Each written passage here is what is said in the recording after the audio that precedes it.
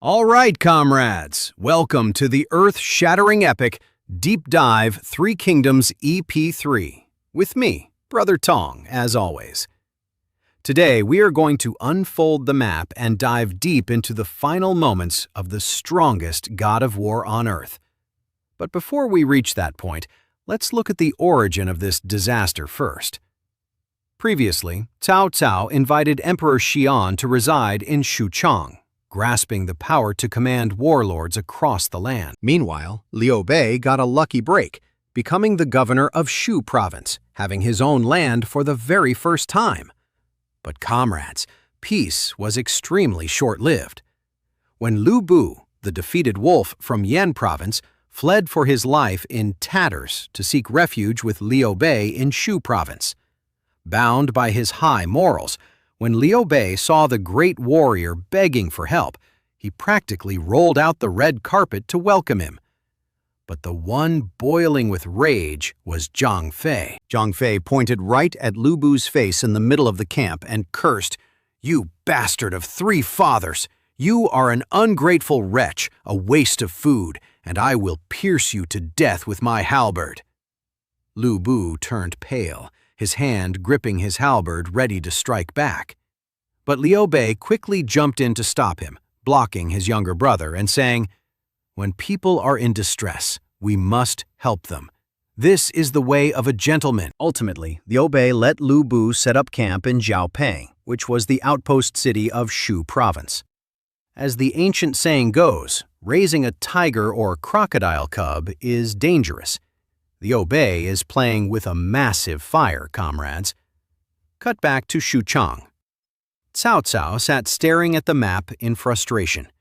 With Liu Bei and Liu Bei joining hands like this, Shu province would be too strong. His top strategist, Xun Yu, stepped forward to propose a demon-level plan.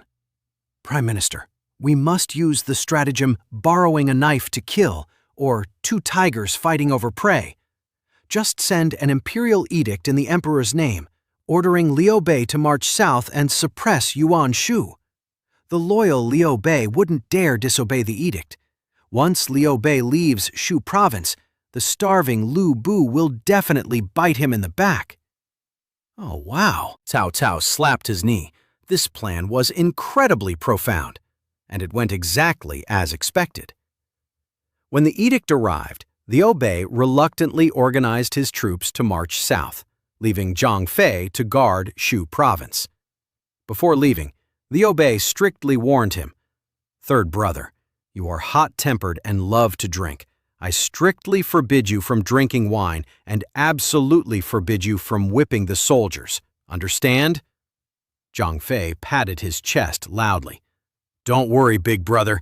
I will quit drinking, stop cursing the soldiers, and guard the city with my life." But comrades, old habits die hard. Just a few days after his big brother left, Zhang broke his vow. He ordered a grand banquet, forcing every general in Shu province to drink and celebrate.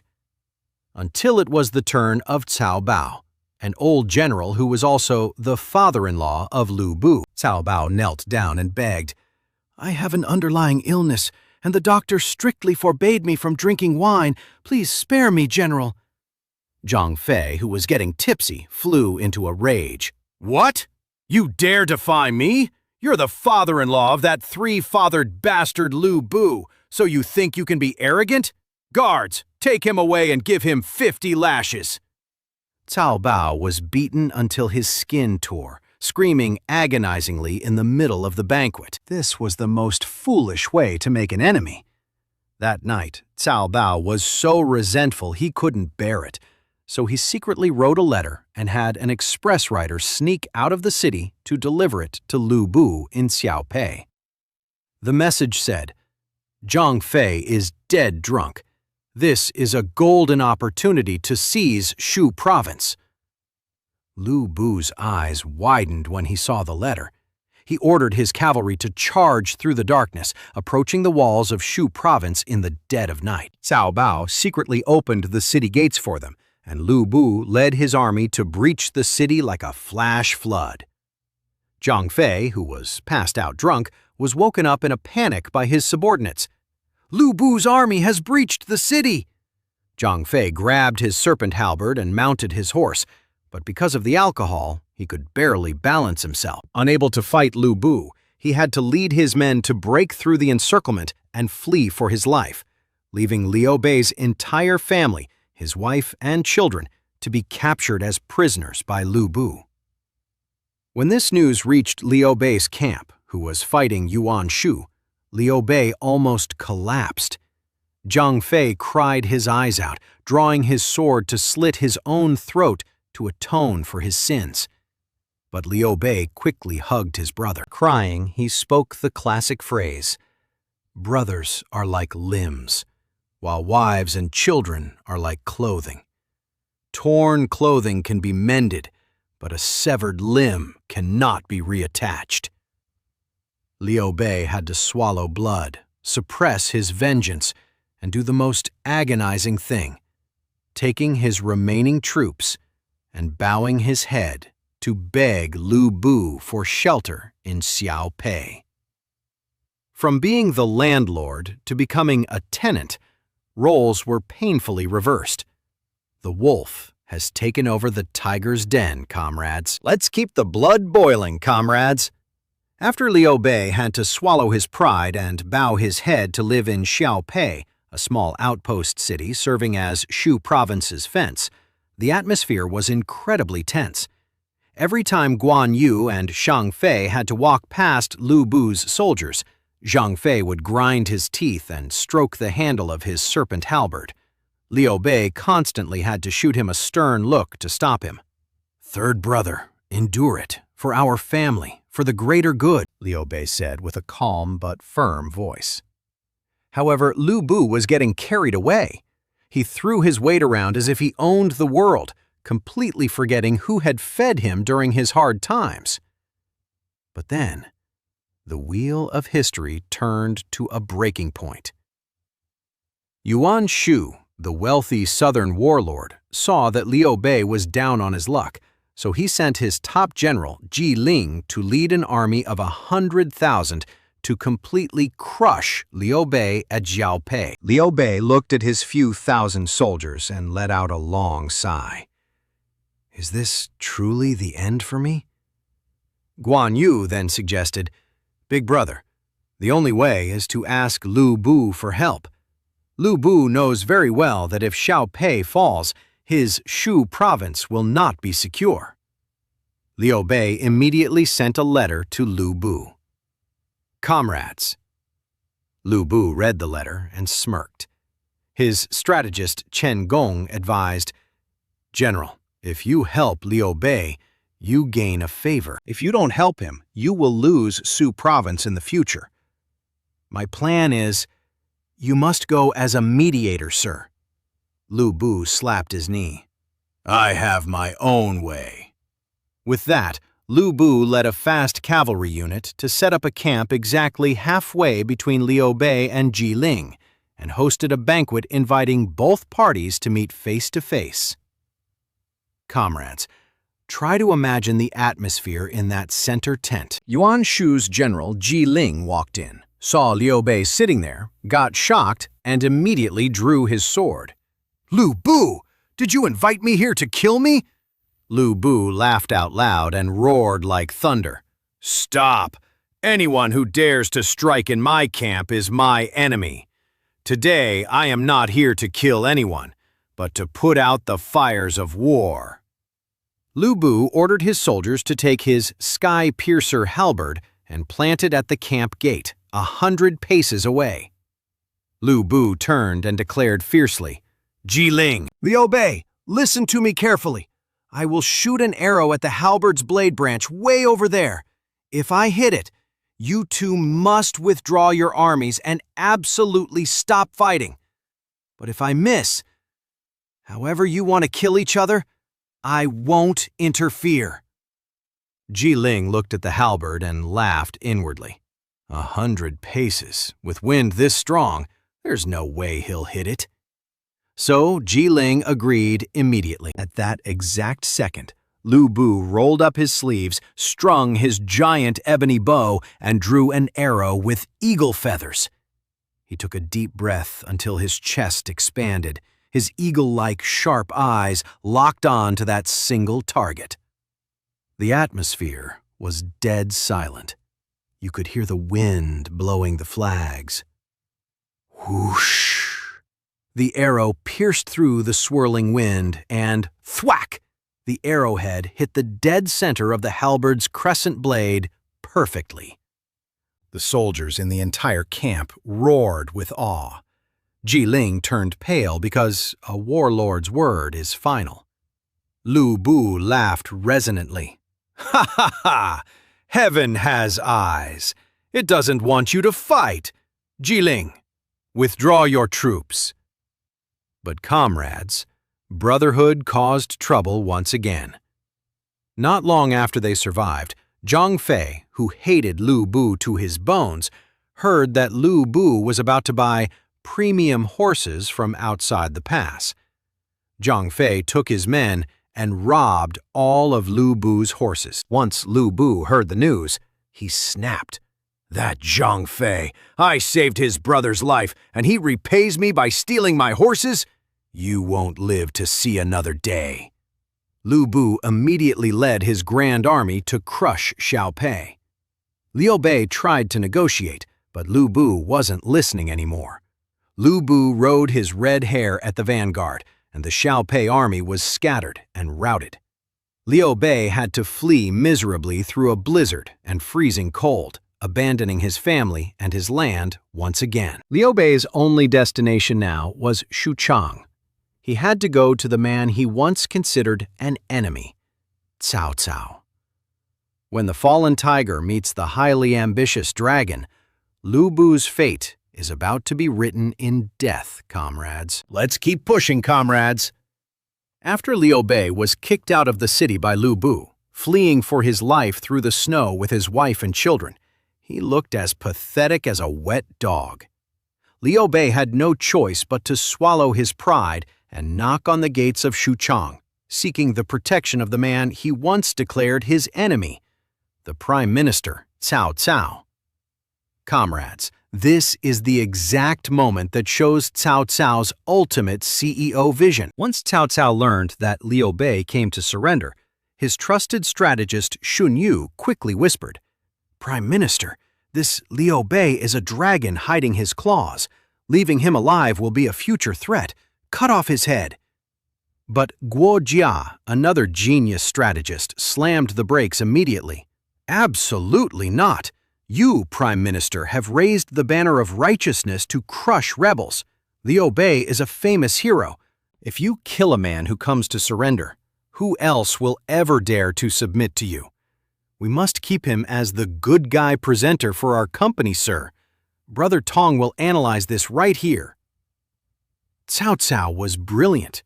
He chose to believe Guo Jia. Cao Cao walked out to welcome Liu Bei personally, held his hands, treated him like royalty, and even petitioned the emperor to appoint Liu Bei as the governor of Yu province, even though it was an empty title since the city hadn't been conquered yet. Liu Bei was moved to tears. Cao Cao used Liu Bei as an excuse for legitimacy, loudly declaring, "Liu Bei dares to bully a member of the Han royal family. I will lead an army to crush him." Cao Cao mobilized a massive army of 100,000, led by top generals Xiahou Dun and Xiahou Yuan, along with the forces of Liu Bei, Guan Yu, and Zhang. They charged through the dust towards Shu province. On Liu Bei's side, facing the real deal, a massive army attacking from all directions, he couldn't hold them off. He was routed and had to order a retreat, falling back to defend Xiapi, an outpost city with towering, mighty walls, the strongest in Shu province. Cao Cao ordered his troops to surround the city on all sides. Not even an ant could pass through. Comrades, in a crisis like this, Liu Bei wasn't fighting alone. He had Chen Gong, an acid-sharp genius strategist. Chen Gong unrolled the map and immediately proposed an ultimate strategy called the pincer formation, or separating the dragon's horns. "General, Cao Cao's army has traveled far, and their supplies are limited. You must lead the cavalry out to set up camp outside the city, while I defend the city itself. If Cao Cao attacks you, I will attack his rear. If he attacks the city, you will strike his rear. We will squeeze Cao Cao like a hamburger. Within 10 days, Cao Cao's supplies will run out, and he will definitely have to retreat." "Oh, wow! Comrades! This plan was pure genius!" Hearing this, Liu Bei slapped his knee. "Excellent! Chen Gong, you truly live up to being my #1 strategist." Liu Bei ordered his men to prepare their armor and the red hair for battle immediately. However, the dark comedy of history lies right here. A great warrior's most terrifying weakness isn't spears or swords. It's a wife's tears. When Liu Bei walked back into his residence to say goodbye to his wives, Lady Yan, first wife, and Diao Chan, concubine, the two women broke down crying and hugged Liu Bei's legs tightly upon learning he was setting camp outside. Lady Yan sobbed, "Are you really going to leave us behind in the city? You know that Chen Gong and the other generals don't get along well. If you leave and they argue, betraying you and opening the gates for Cao Cao, your beloved wives will be ravaged by his soldiers. Oh, comrades." Faced with this, the god of war who killed Dong Zhuo and conquered the eastern lands had his heart melt like wax over a fire. Liu Bei threw his helmet to the ground with a clang. He instantly transformed into a submissive house husband. Liu Bei hugged his wives tightly and declared, There, don't cry. I won't go anywhere. I'll stay right here in the city to protect you." When Chen Gong heard that his boss changed his mind because of his wives, Chen Gong stomped his feet, cried, pointing at the sky, and shouted, "We will all die without a place to bury our bodies for sure." This is the frustration of a smart man having to serve a gullible boss, comrades. Liu Bei locked himself in the city, getting drunk with his wives, completely ignoring any battle plans. Cut over to Cao Cao's side. After besieging the city for months until winter arrived, supplies were running low, and the soldiers were getting demoralized. Cao Cao was almost ready to order a retreat. But at that moment, Guo Jia and Xuan You, two cunning strategists, walked up to Cao Cao with smirks, pointing at the map of Xiapi. "Prime Minister, there is no need for swords. We will use water to wipe them out." The ultimate stratagem of uprooting their strength is about to begin, comrades. Let's keep the fun going, comrades. When Cao Cao said yes to Guo Jia's plan, the order to execute the city with water was loudly declared. Tens of thousands of soldiers rushed to dig canals, diverting the waters from the Yi and Si rivers to flood straight into Xiapi. And overnight, massive volumes of water crashed against the city walls like a wild beast. The water level rose rapidly until it submerged the roofs of houses. Soldiers and civilians had to run for their lives and huddle together on the inner city walls. Xiapi now looked no different from a deserted island in the middle of the ocean, waiting to sink. Comrades, let's analyze Liu Bei's mental state at that time. Instead of stressing, instead of making a defense plan, Liu Bei did the most ridiculous thing. He came out to stand on the city wall, looked at the flood, laughed heartily, and arrogantly announced, "What are you all afraid of? I have the supreme red-hair horse that can run across water and mountains at will. What can this little water do to me?" Oh wow, look at his level 10 selfishness, comrades. Not only surviving alone, but also completely ignoring the deaths of his subordinates who were standing in the water until their feet rotted. Then Liu Bei turned on his heels, went back into his mansion, and continued drinking and hugging his wives, leaving his army in total despair. But you know what they say, comrades. You reap what you sow. Alcohol is poison.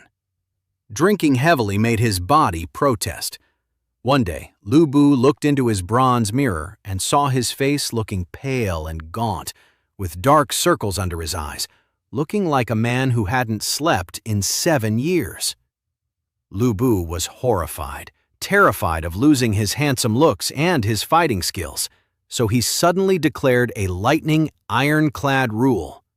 From today on, no one is allowed to brew wine, and no one is allowed to drink wine in the city. Anyone who disobeys will be beheaded. And then, dark comedy strikes. Liu Bei's general named Ho Cheng managed to catch a horse thief and recovered 50 fine horses. Ho Cheng was ecstatic, so he secretly brewed some wine to celebrate with his friends. But, out of loyalty, Ho Cheng brought 5 jugs of wine to offer to Liu Bei first, hoping his boss could taste the good stuff. Once Liu Bei saw the wine, he absolutely snapped. "Hu Cheng, you dare disobey my orders? You're intentionally trying to get me drunk so you can open the city gates for Cao Cao, aren't you?" Oh wow, he connected the dots to that extreme, comrades. Liu Bei ordered Hu Cheng to be given 50 lashes, beating him until his back was bruised and he was near death, right in front of the painful eyes of all the army generals. Comrades, this is an expensive lesson for a leader. Punishing Ho Cheng like this was the final straw. That night, Ho Cheng, Song Xian, and Wei Shu sat together, filled with resentment. Our boss cares more about his wives than us, and cares more about wine than the lives of his subordinates. Why should we keep serving him? So the 3 decided to betray him. The plan started immediately. Hao Cheng sneaked into the stables through the darkness, stole the red hair, Liu Bei's ultimate companion weapon, and rode out of the city to surrender to Cao Cao. The god of war just had one of his wings clipped, comrades. But Liu Bei's terrible luck didn't end there. The next day, extremely exhausted, Liu Bei walked up to inspect the city walls. Due to his hangover combined with stress, Liu Bei slumped into a wooden chair and accidentally fell fast asleep holding his weapon. Song Xian and Wei Su saw the golden opportunity, sneaked in quietly like cats, and secretly pulled the sky-piercer halberd away from his reach.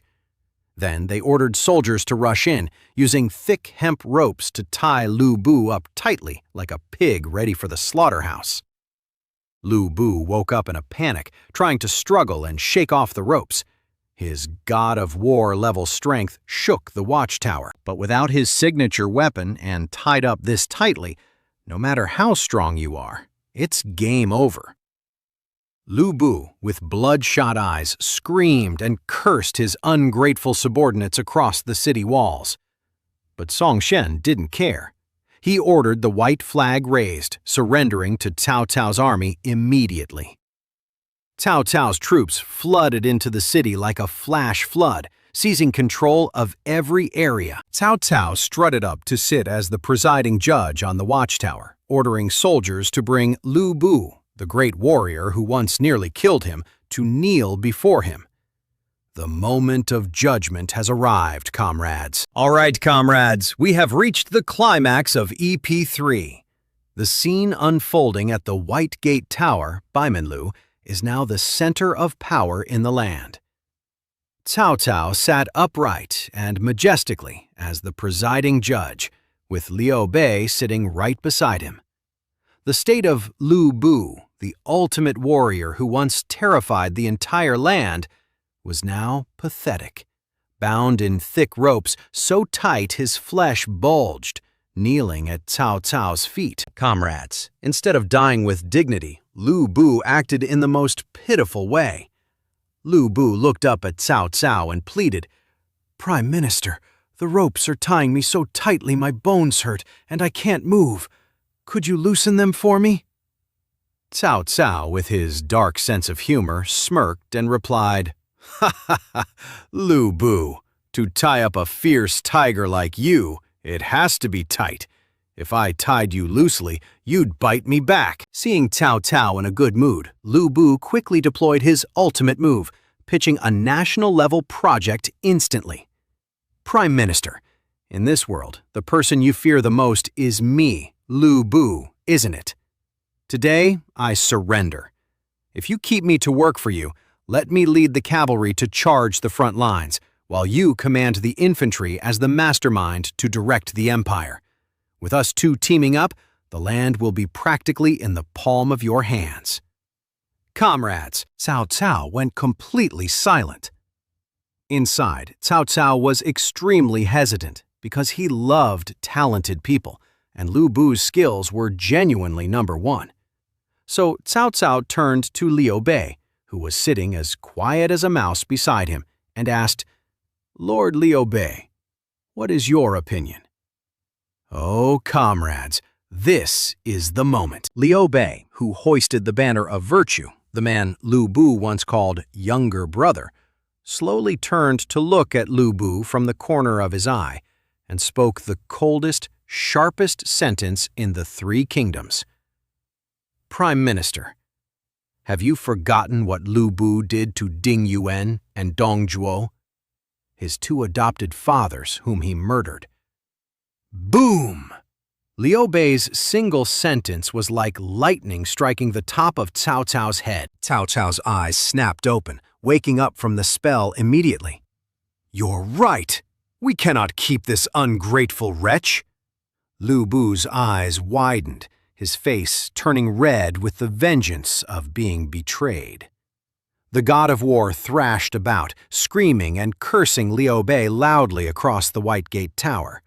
"You mat weaver! You ungrateful bastard! Have you forgotten when I shot the arrow through the halberd branch to save your life? In this entire land, no one is more untrustworthy than you. You big-eared bastard!" Comrades, big-eared bastard is the most painful insult to Liu Bei. But before Liu Bei was dragged away to be executed, Cao Cao ordered Liu Bei's strategist Chen Gong to be brought in for interrogation. Cao Cao tried to persuade Chen Gong to join him because he regretted losing such talent. But Chen Gong kept his head high, answering arrogantly, "I chose the wrong master, so I deserve to die.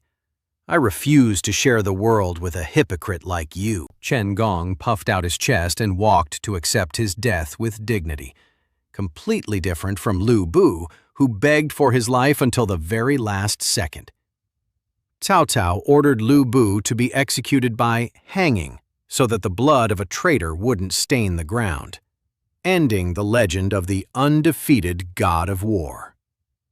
After the execution, Liu Bei left a final warning for Cao Cao. "Beware of Liu Bei. He is a dragon that will turn around and bite you one day." Comrades, now the eastern lands are completely pacified, and Cao Cao has become the most influential figure. But he took Liu Bei, the tiger hiding its claws, back to raise him in the capital Xuchang. In EP.4, we will witness the fiercest psychological warfare when Cao Cao and Liu Bei sit down to boil plum wine and discuss heroes, and the tension waiting to explode. Don't forget to like, share, and subscribe to support Brother Tong. For today, goodbye, comrades.